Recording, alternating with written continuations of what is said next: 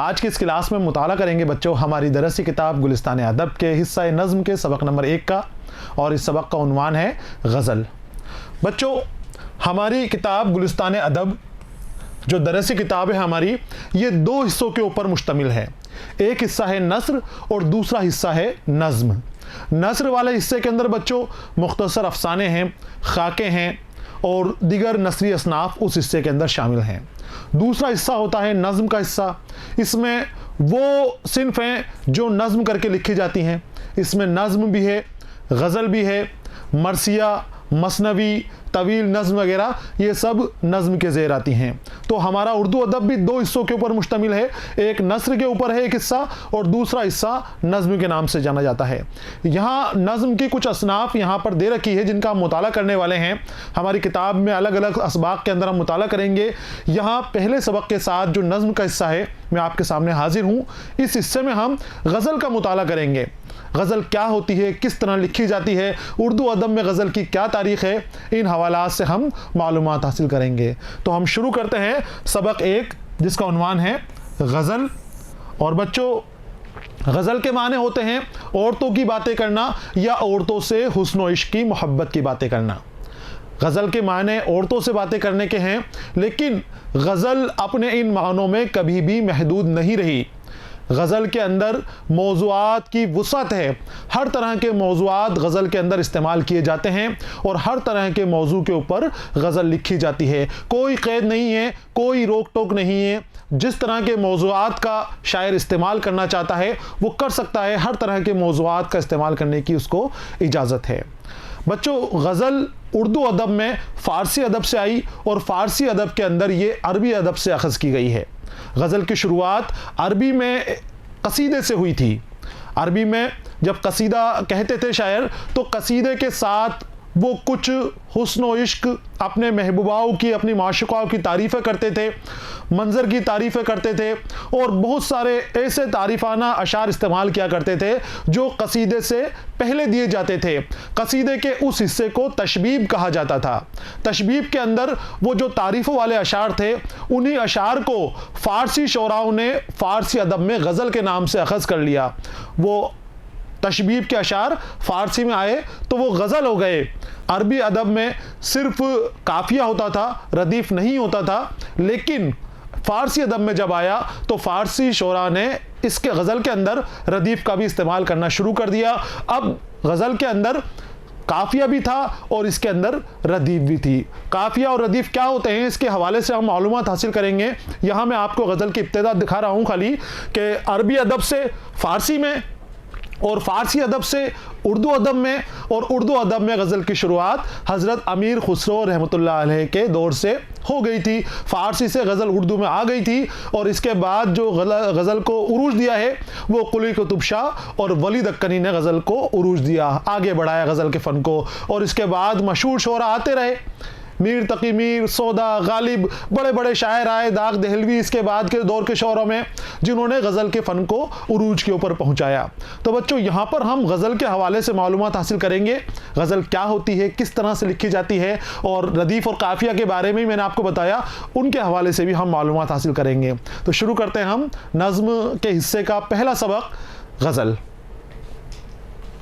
बड़े गौर से देखना है बच्चों आपको, और जो मुश्किल अल्फाज हैं, मुश्किल चीज़ें हैं, मैं आपको बताऊंगा, आप उन्हें अपनी कॉपी के अंदर लिख लें ताकि आपको आसानी रहे। देखिए कहते हैं गज़ल अरबी ज़ुबान का लफ्ज़ है। गज़ल की शुरुआत अरबी से हुई तो ये लफ्ज़ जो गज़ल है ये भी अरबी ज़ुबान का ही है, और इसके माने होते हैं लुगत में, इसके माने हैं औरतों की बातें करना या औरतों से बातें करना।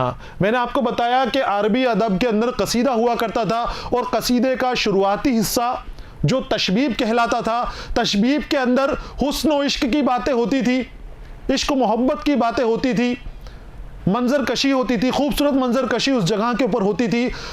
वही हिस्सा आगे चलकर गज़ल में तब्दील हो गया। अब चूंकि शुरुआत के अंदर गज़ल को हुस्न व इश्क की बातों करने के लिए ही इस्तेमाल किया जाता था, महबूब की बातें करने के लिए ही इस्तेमाल किया जाता था, गज़ल को उसी हद के अंदर बांध दिया गया था, तो इसका नाम भी गज़ल रखा गया। तो गज़ल के माने औरतों से बातें करना या औरतों की बातें करना। गज़ल को शुरुआत में रेख्ता भी कहा जाता था, अरब शोरा जब अपनी माशूकाओं का सरापा खींचते या उनके हुस्न व जमाल की तारीफ़ करते या उनकी मोहब्बत में अपने दिली जज्बात का इजहार करते तो इस अमल को तगज़ुल और ऐसे अशार को गज़ल कहते थे। यानी गज़ल कोई सिन्फ नहीं थी, कसीदा कहते थे। और कसीदे का जो शुरुआती हिस्सा जिसे तशबीब कहा जाता था, उस तशबीब वाले हिस्से के अंदर को गज़ल कही जाती थी और उससे गज़ल को फ़ारसी के अंदर अखज़ किया गया था। तो अरब शोरा उस कसीदे के तशबीब वाले हिस्से के अंदर अपनी माशूकाओं, अपने महबूब के सरापा खींचते थे, उनके हुस्न की तारीफ़ करते थे, उनके खुद व खाल की, उनके जज्बात का इजहार करते थे। उस हिस्से को ये गज़ल कहा करते थे। और जज्बात का इजहार करना, तारीफ़ करना, बढ़ा चढ़ाकर बताना, इस अंदाज़ को तगज़ुल कहा जाता था। तो उन अशार को गज़ल कहते थे। अरबी में गज़ल इश्क़ अशार को कहते हैं। गज़ल के मानवे देखा जाए तो इश्क़ अशार को गज़ल कहा जाएगा। अरबी गज़ल में मतलबी होता था और गज़ल की हैयत के मुताबिक दूसरे अशार के तमाम मिसरे हम काफ़िया भी होते थे। मतलब गज़ल का पहला शेर जिसके दोनों मिसरे हम काफ़िया और हम रदीफ़ होते हैं, उसे मतला कहा जाता है।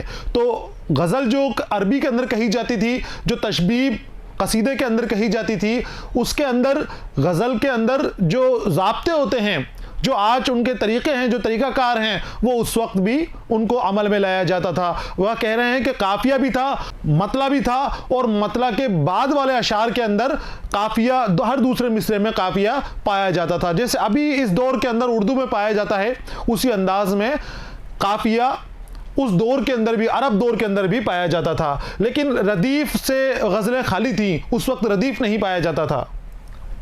गज़ल का हर शेर मुस्तकिल मज़मून का हामिल नहीं होता था। ये फ़ारसी शोरा की देन है। मुस्तकिल माने या मुस्तकिल मज़मून का हामिल होना, उस मज़मून का उस गज़ल के पूरे अशार के ऊपर मुश्तमिल होना। गज़ल की बच्चों आजकल जो गज़लें कही जाती हैं, उनकी खासियत ये है कि गज़ल का हर शेर अपना अलग मफ़हूम रखता है, अपना अलग माने रखता है। हर शेर दूसरे शेर से जुदा होगा। यानी पहला जो शेर होगा उसका जो मफ़हूम होगा वो वहीं पर मुकम्मल हो जाएगा, दूसरे शेर तक उसका असर नहीं जाएगा। और दूसरा शेर जो होगा वो पहले शेर से जुदा गाना होगा, और उसके बाद जो अगला शेर आएगा वो भी अपने पिछले शेरों से जुदा गाना मतलब रखेगा। तो हर शेर का मज़मून अलग होता है।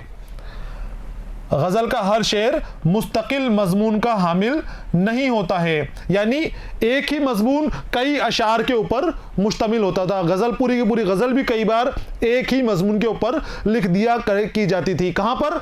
अरबी ज़ुबान में। आपको ख्याल रखना है, अरबी ज़ुबान की खासियत बता रहे गज़ल की कि गज़ल का हर शेर मुस्तकिल मज़मून का हामिल नहीं होता था, लेकिन उसमें मतला भी होता था, और मतले के साथ जो मिसरे हैं, जो दूसरे शेर हैं, उनके हर दूसरे मिसरे के अंदर काफ़िया भी हुआ करता था, रदीफ़ नहीं हुआ करता था। लेकिन जब फ़ारसी अदब में गज़ल आई और उसके बाद उर्दू अदब में गज़ल आई, तो फ़ारसी अदब में उसके अंदर गज़ल के अंदर रदीफ़ का पाबंदी कर दी गई, रदीफ़ पैदा कर दिया गया, और साथ ही गज़ल के हर शेर को मुस्तकिल मज़मून की तरफदारी करने वाला बना दिया गया। हर शेर के अंदर अलग मजमून डाल दिया गया। यानी दूसरे शेर का पहले शेर से रब्त होना ज़रूरी नहीं है। जबकि अरेबिक जो शेर होते हैं, अरबी ज़ुबान के जो शायर हैं, उनके अशार में रब्त होता था, सारे शेर आपस में जुड़े रहते थे, उनमें तसलसल होता था, और यहाँ पर वो तसलसल ख़त्म हो गया। अरबी से गज़ल फ़ारसी में आई। फ़ारसी शायरों ने गज़ल में कई बड़े कारनामे अंजाम दिए। जो आज जो आप गज़ल देख रहे हैं, उर्दू अदब में जो गज़ल कही जाती है या जो राइज है, ये फ़ारसी शोरा की ही देन है। उर्दू में आने से पहले गज़ल फ़ारसी ज़ुबान में बहुत मकबूल हो गई थी, बहुत मशहूर हो गई थी, और बहुत अच्छे तरीके गज़ल, अच्छे अंदाज की गज़लें फ़ारसी ज़ुबान में कही जा रही थी। अब उन्होंने, फ़ारसी शायरों ने क्या क्या कारनामे अंजाम दिए, गज़ल को किस तरह से वसी बनाया, किस तरह से वुसअत अता की गज़ल को, तो देखिए, एक ये कि उन्होंने गज़ल के हर शेर को एक मुस्तकिल मज़मून का हामिल बनाया। गज़ल के लिए एक मुस्तकिल मज़मून मुकर्रर कर दिया कि गज़ल का हर शेर यानी गज़ल के अंदर बच्चों शेर की पाबंदी नहीं होती, कई तादाद के अंदर शेर लिखे जाते हैं, मुख्तसर 5, 7, 9, 11 इस तरह अशार गज़ल के अंदर शामिल किए जाते हैं। तो गज़ल के जो अशार हैं, हर शेर अपना मुस्तकिल मजमून रखता है, अपना मफहूम रखता है, अपने माने रखता है, वो दूसरे शेर से बिल्कुल जुदा होगा। गज़ल एक ही है, एक ही तरह के काफिया, एक ही तरह के उसका वज़न है, एक ही तरह की ज़मीन के ऊपर गज़ल लिखी गई है, लेकिन फिर भी उसके हर शेर जुदागाना माने रखेंगे। तो किसकी देन है ये? फ़ारसी शोरा की। फ़ारसी शोरा ने गज़ल के अंदर वो वसअत पैदा की कि उन्होंने हर शेर को एक मुस्तकिल मजमून का हामिल बनाया। गज़ल के हर शेर में एक मुस्तकिल मजमून अदा करने की कोशिश के नतीजे में गज़ल के अंदर इशारों और किनायों में बात करने की सलाहियत पैदा हुई। अब जो गज़ल के अंदर हर शेर के अंदर अलग मजमून कहा जा रहा है, यानी एक ही गज़ल में कई तरह के मौज़ूआत शामिल किए जा सकते हैं, तो गज़ल कहने वालों के, शायरों के नज़रिए में वसअत पैदा हो गई, उनका नज़रिया वसी हो गया। अब उनको बड़ी सारी बात, लंबी चौड़ी बात एक शेर के अंदर कहनी होती थी, 2 मिसरों के अंदर अदा करनी पड़ती थी। अब जब 2 मिसरों में हुई, 2 मिसरों में अदा करनी पड़ी, तो शायरी के अंदर वसअत पैदा हो गई, कलाम में नयापन पैदा हो गया, कलाम खूबसूरत हो गया। अब सीधे सीधे बात ना करके, बराह रास्त बात ना करके, इशारों और कुनायों में बात होने लगी। बड़े मजमून को छोटा करके पेश कर दिया जाने लगा, बड़े बड़े मजमूनों को एक ही शेर के अंदर कहा जाने लगा। इससे गज़लों की खूबसूरती और बढ़ गई। बड़े से बड़े मजमून को अलामत, तशबिया और इस्तिआरे के पर्दे में सिर्फ 2 मिसरों में अदा किया जाने लगा। अलामत के ज़रिए किसी को अलामत बनाकर बात कही जाने लगी, तशबिहा के ज़रिए बात की जाने लगी। तशबिहा यानी किसी और की तरफ इशारा करते हुए कुछ बात कह देना। इस्तिआरे में भी यही है कि किसी और की तरफ इशारा करते हुए बात को कह देना, किसी को कहना क्या जा रहे हैं लेकिन कह क्या दिया। तो अलामती अंदाज के अंदर शायरी होने लग गई। यहाँ आपको ख्याल रखना है, इशारों और कुनायों का इस्तेमाल फ़ारसी ज़ुबान के अंदर बहुत ज़्यादा होने लग गया था। फ़ारसी शायरों ने मौज़ूआत और मज़ामीन के लिहाज से गज़ल में वसअत पैदा की। फ़ारसी शोरा ने मौज़ूआत यानी गज़ल के टॉपिक, मजमून, हर तरह के टॉपिक के ऊपर आपने गज़लें लिखी हैं। फ़ारसी शोरा ने मजमून को और मौजू को वसअत दी है। गज़ल के अंदर नए तज्ज़िये तो किए, नए अंदाज की गज़लें लिखी, साथ ही गज़ल के मैदान को बड़ा वसी कर दिया था। यानी उर्दू अदब में जब गज़ल आई तब तक गज़ल पूरी तरह तैयार हो गई थी। पूरी नशोनुमा गज़ल की उर्दू में आने से पहले ही फ़ारसी ज़ुबान के अंदर हो चुकी थी। गज़ल में इश्क मिजाजी के साथ साथ इश्क इलाही, बेसवाती ये दुनिया, जाहिदों से छेड़छाड़, अहले रिया पर तंज़ और रंदियों मेख्वारी के मज़ामीन भी फ़ारसी शायरों में ही इजाद है। ये मज़ामीन जो दिए गए हैं गज़ल के, मैं आपको शुरू में बता चुका हूँ, हर तरह के मौजू का इस्तेमाल गज़ल के लिए हो सकता है। कोई पाबंदी नहीं है, कोई रोक टोक नहीं है, जैसा चाहे वैसा मजमून शायर गज़ल कहने के लिए इस्तेमाल कर सकता है। और हर मौजू के ऊपर गज़ल लिखी जाती है। इश्क मिजाजी के ऊपर तो गज़लें लिखी जाती थी, यानी दुनियावी इश्क के ऊपर, महबूब और माशूक के इश्क के ऊपर तो गज़लें शुरू से लिखी जा रही हैं, लेकिन फ़ारसी शोरा ने इसको इश्क इलाही के साथ भी जोड़ दिया। इश्क मिजाजी दुनियावी इश्क और इश्क हकीकी, इश्क इलाही जो है, जो सच्चाई की तरफ का इश्क है, जो रब से इश्क है, तो फ़ारसी शोरा ने गज़ल को इश्क इलाही से जोड़ दिया, दुनिया की बेसवाती से जोड़ दिया कि दुनिया किसी की नहीं है, किसी की काम आने वाले नहीं है। दुनिया की सच्चाइयों को अपने कलाम से जाहिर करने लगे, जाहिदों से छेड़छाड़ करने लग गए। जाहिद यानी जो परहेजगार बनते हैं या परहेजगार करने का दिखावा करते हैं, तो उनके ऊपर ताना और तुंज भी इस गज़ल के ज़रिए कहे जाने लगे। अहले रिया पर तंज यानी जो बनावटी लोग हैं, अहले रिया कहते हैं बनावटी लोग जिनमें तसन्नु पाया जाए, दिखते कुछ और हैं और अंदर से कुछ और होते हैं, बनावटी बातें करने वाले, उनके ऊपर भी तंज किया गया। और रंदी और मेख्वारी के मज़ामीन, मस्ती के मज़ामीन और शराब नोशी के मज़ामीन का भी भरपूर इस्तेमाल किया गया। गज़ल में रदीफ़ फ़ारसी शायरों की देन है। रदीफ़ के बच्चों लगवी माने होते हैं घुड़सवार के पीछे सवारी करने वाला। घुड़सवार के भी पीछे सवारी करने वाला। अब पीछे सवारी करने वाले को आपको ऐसे समझना है कि काफिया घुड़सवार है तो रदीफ काफिया के पीछे सवारी करने वाला है। जो माने हैं तो आप समझ जाओगे, रदीफ के माने होते हैं घुड़सवार के पीछे बैठने वाला। तो घुड़सवार हो गया काफिया और उसके पीछे कौन बैठा हुआ है? रदीफ। गजल के अंदर जो मिसरा होता है, जो मतले होते हैं, मतले के अंदर दोनों मिसरे, पहला और दूसरा मिसरा हम काफिया होता है और बाद के जो मिसरे होते हैं उसके दूसरे मिसरे के अंदर काफिया होता है। अब काफिया के ठीक बाद आता है रदीफ। काफिया की सूरत बदल जाती है लेकिन आवाज नहीं बदलती। खास तौर पर ध्यान देना है आपको, काफिया की सूरत बदल जाएगी लेकिन आवाज वही की वही रहेगी, जबकि रदीफ की ना तो शक्ल बदलेगी और ना ही उसकी आवाज बदलेगी। और रदीफ कहां पर आएगा? काफिया से पहले। रदीफ किसकी देन है? रदीफ फारसी शायरी की देन है, फारसी शोरा की देन है। अरबी के अंदर रदीफ नहीं कहा जाता था, सिर्फ काफिया होता था, लेकिन जब फारसी के अंदर गजलें आई तो यहां पर रदीफ भी हो गया। तो रदीफ से गजल खूबसूरत हो जाती है, लेकिन रदीफ गजल के लिए शर्त नहीं है। गज़लें गैर मुरद्दफ भी होती हैं, जिसमें रदीफ नहीं हो उसे गैर मुरद्दफ कहते हैं। तो इससे खूबसूरती आ रही है लेकिन ये शायरी की शर्त नहीं है। और रदीफ के माने होते हैं पीछे के, तो ये काफिया के पीछे आता है। काफिया मैं आपको अभी बताऊंगा कि काफिया क्या होता है मिसाल देकर। तो काफिया को आप घुड़सवार समझ लें और रदीफ घुड़सवार के पीछे सवारी करने वाला है। अरबी शायरी में काफिया होता है, रदीफ नहीं होती। अरबी शायरी के अंदर रदीफ का इस्तेमाल नहीं किया जाता था, काफिया होता था, लेकिन फारसी शोरा ने रदीफ का इस्तेमाल किया। उर्दू में गज़ल फारसी अदब से आई। अब ये उर्दू की सबसे मकबूल सिन्फ़े सुखन है। उर्दू अदब की सबसे मकबूल सिन्फ़े सुखन आपसे पूछा जाए कि वो कौन सी सिन्फ़े सुखन है जो सबसे ज़्यादा मशहूर है, सबसे ज़्यादा मकबूल है, सबसे ज़्यादा पसंद की जाती है, आपको नाम लिखना है गज़ल। बेहिचक नाम लिख देना है कि गज़ल ही वो सिन्फ़े सुखन है जो उर्दू अदब में सबसे ज़्यादा मकबूल है। फ़ारसी की तरह उर्दू गज़ल में भी मज़ामीन और मौज़ूआत की कोई क़ैद नहीं है। फ़लसफ़ियाना, आशिकाना, ज़ाहिदाना हर तरह के मज़ामीन नज़्म किए जा सकते हैं। इसी तरह अशार की तादाद भी मुकर्रर नहीं है। आम तौर पर 5 से 19 अशार तक की गज़लें होती हैं। अशार की तादाद कोई मुकर्रर नहीं है और अशार के मौज़ूआत भी कोई तय नहीं है, कोई हद नहीं है, कोई पाबंदियाँ नहीं है।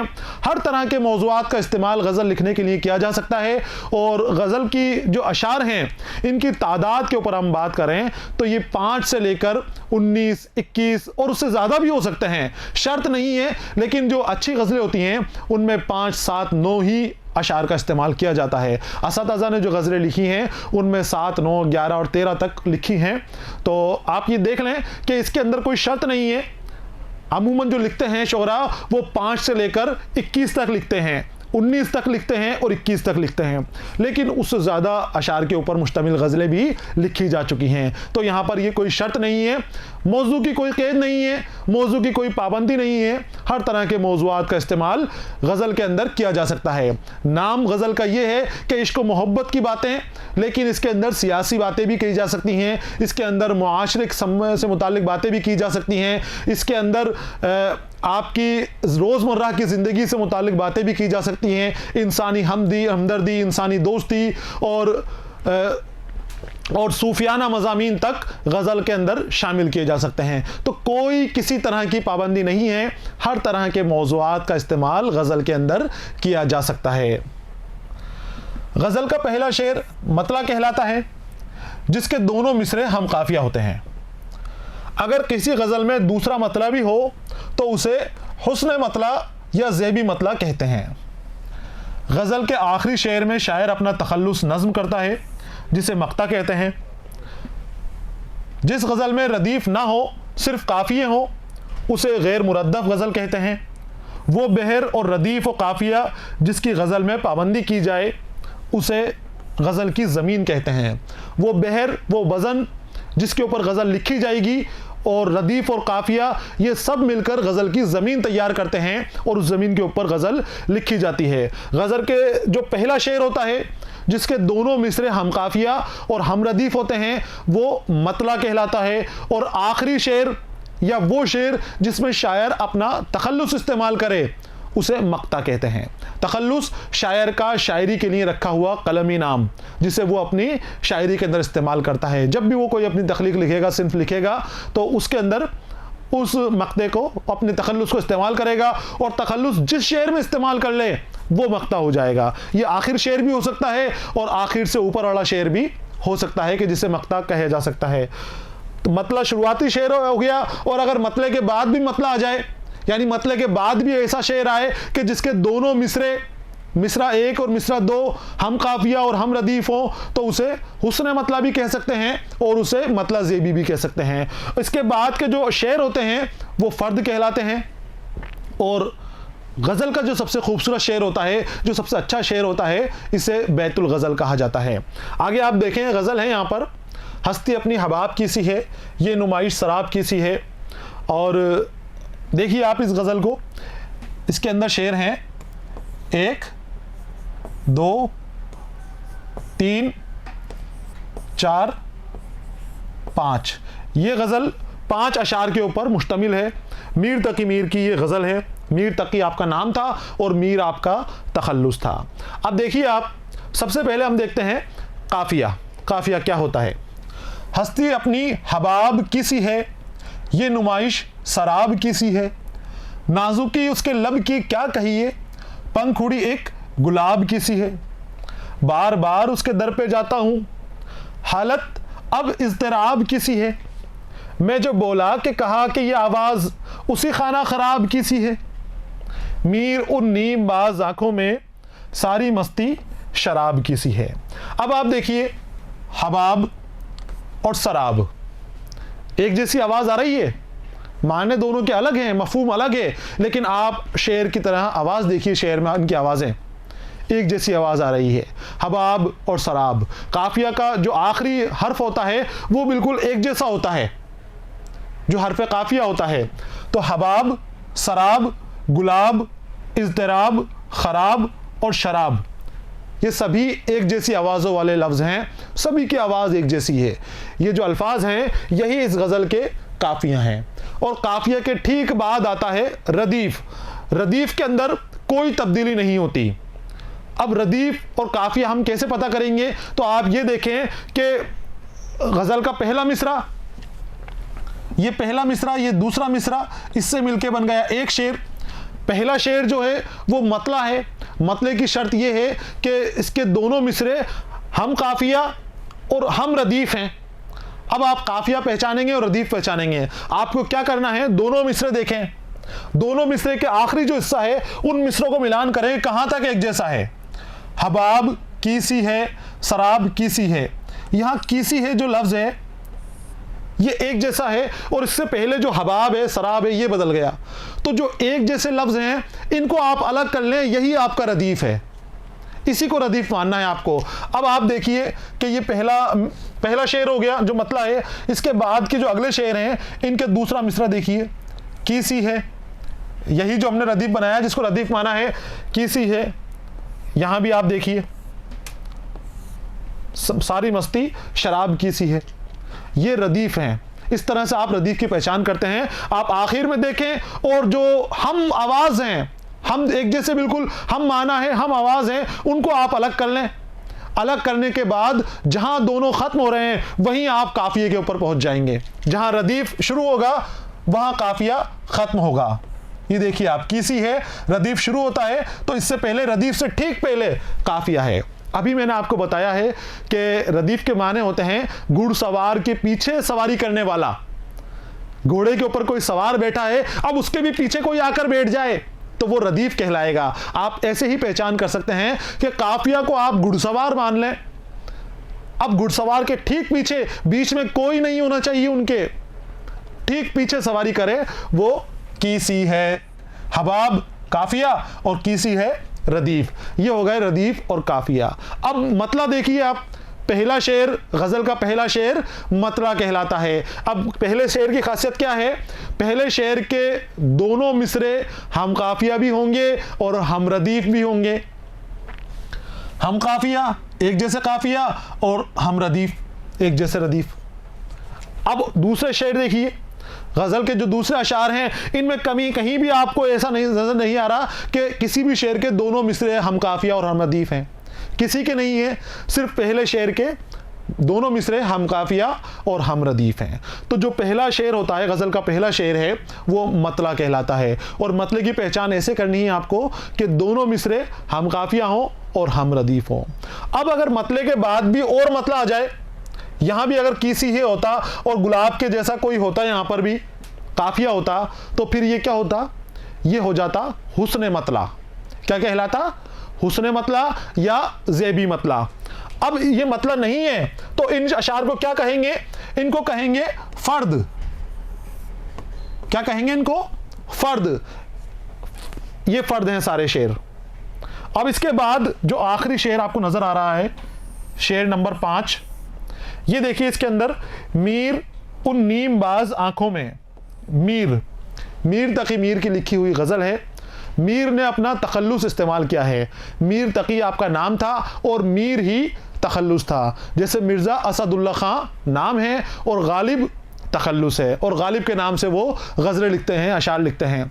इसी तरह हर शायर अपना एक कलमी नाम रखता है जिसे वो अपनी तसनीफ़ के वक्त, गज़ल लिखते वक्त, शायरी के वक्त अपने शेर व शायरी में, नज़्म वगैरह में इस्तेमाल करता है। हर सिन्फ के अंदर इस्तेमाल किया जाता है, चाहे मसनवी हो, मरसिया हो, गज़ल हो, नज़्म हो, हर सिन्फ के अंदर तखल्लुस का इस्तेमाल होता है। अब जिस शेर के अंदर शायर अपना तखल्लुस इस्तेमाल कर ले वो शेर मक्ता कहलाता है। ये जो पहला शेर है ये तो मतला कहलाया, और इसके बाद वो शेर जिसमें शायर ने अपना तखल्लुस इस्तेमाल किया है वो मक्ता कहलाता है। यहाँ पर ये मक्ता, मीर उन नीमबाज आंखों में सारी मस्ती शराब की सी है। और इसके बाद के जो शेर हैं जो मतला भी नहीं है और मक्ता भी नहीं है, तो उन अशार को फ़र्द कहा जाता है। एक और मैंने आपको बताया है कि गज़ल का जो सबसे अच्छा शेर होता है उसे बैतुल गज़ल कहा जाता है। अब बैतुल गज़ल ये कारी के ऊपर मुबनी है कि कारी किसको बैतुल गज़ल मानता है।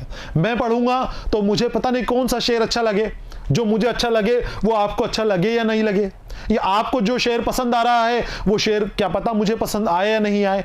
तो मेरी नज़र में बैतुल गज़ल अलग होगा और आपकी नज़र में बैतुल गज़ल अलग होगा। तो बैतुल गज़ल इसका इन्हिसार पढ़ने वाले के ऊपर है, वो कैसे सोचता है, उसकी सोचो फिक्र के ऊपर है कि वो किस तरह की सोच रखता है, किस तरह की फिक्र रखता है। तो बच्चों ये गज़ल की खुसूसियात हैं। अब इसके अलावा एक चीज़ और आप देख लें, गज़ल का हर शेर अपना अलग मफहूम रखता है। गज़ल का हर शेर अपना एक अलग मफहूम रखता है, अलग मायना रखता है, अलग मौजू रखता है। यानी जो पहला शेर है, पहला शेर आप देख रहे हो, हस्ती अपनी हबाब की सी है, ये नुमाइश शराब की सी है। जब हम इसका खुलासा करेंगे तो इसका पूरे माने आपके ऊपर वाज़े हो जाएंगे, आपको सामने पता चल जाएंगे। इस माने का, इसके साथ जो माने आएंगे उसका इसके मानों से कोई ताल्लुक नहीं रहेगा। यानी ये अलग माने रहेंगे, इसका अलग मफहूम रहेगा, और इस शेर का, दूसरे शेर का अलग ही मफहूम रहेगा, और तीसरे शेर का इसका भी अलग मफहूम रहेगा। कोई शेर अपने आप से जुड़ा हुआ नहीं है, एक ज़मीन के ऊपर लिखे हुए हैं। इनका लिखने का अंदाज एक ही है, इनका बहर भी एक ही है, तरन्नुम भी एक ही है। अगर आप इसे गुनगुनाओगे, बातरन्नुम गुनगुनाओगे, तो एक ही तरन्नुम का इस्तेमाल होगा और बार बार मुखड़े की तरह पहले जो मतला है, मतले के पहले मिसरे का इस्तेमाल होगा, लेकिन फिर भी इनके मजमून जुदा गाना ही रहेंगे। हर शेर, गज़ल का हर शेर अलग मजमून का हामी होता है। गज़ल और नज़्म में सबसे बड़ा फ़र्क ही बच्चों यही है, नज़्म एक ही मजमून के ऊपर लिखी जाती है, एक ही उन्वान होता है और एक ही मौजू होता है, जबकि गज़ल के अंदर कई मौजू हो सकते हैं। इसीलिए गज़ल का कोई उन्वान नहीं होता है। गज़ल का जो पहला मिसरा है यही इसका उन्वान होता है। सबसे बड़ा फ़र्क गज़ल और नज़्म में यही है, जिसे आप नोट कर लें। गज़ल एक मुस्तकिल मजमून नहीं रखती है, हर शेर का अलग मौजू होता है, अलग मजमून होता है, और नज़्म का एक मौजू होता है, एक मुस्तकिल मजमून रखती है, एक उन्वान रखती है, उसी के ऊपर तसलसल के साथ, तदरीज के साथ नज़्म कही जाती है। आगे आते हैं बच्चों, गज़ल के अशार में अलग अलग मजमून बयान करने की रस्म को बाज़ लोगों ने नापसंदगी और नुक्ताचीनी की निगाह से देखा है, लेकिन हकीकत ये है कि ये ऐब नहीं बल्कि ये गज़ल का हुस्न है। कई लोगों ने तनकीद की है, नुक्ताचीनी की है कि नहीं, गज़ल को इस तरह से नहीं लिखा जाना चाहिए, गज़ल का लिखने का तरीका नहीं है, बदल दीजिए इस गज़ल के लिखने के तरीके को। लेकिन जो गज़ल के नक्काद हैं, गज़ल के उदबा हैं, अदीब हैं और सतज़ा हैं, उन्होंने इस चीज़ को गज़ल का हुस्न माना है। ये जो वुसअत है, गज़ल अलग तरह के मानों को, अलग तरह के मफ़हूम का इस्तेमाल करती है, बहुत कई तरह के मौज़ूआत एक ही गज़ल में इस्तेमाल होते हैं, ये गज़ल के हुस्न को दोबाला करते हैं, गज़ल की खूबसूरती के अंदर इजाफ़ा करते हैं। बच्चों, यहाँ पर हम गज़ल के हवाले से मालूमात हासिल कर आए हैं। यहाँ बच्चों सबक मुकम्मल हो गया है। इस सबक के अंदर हमने गज़ल के हवाले से अहम मालूमात हासिल की है।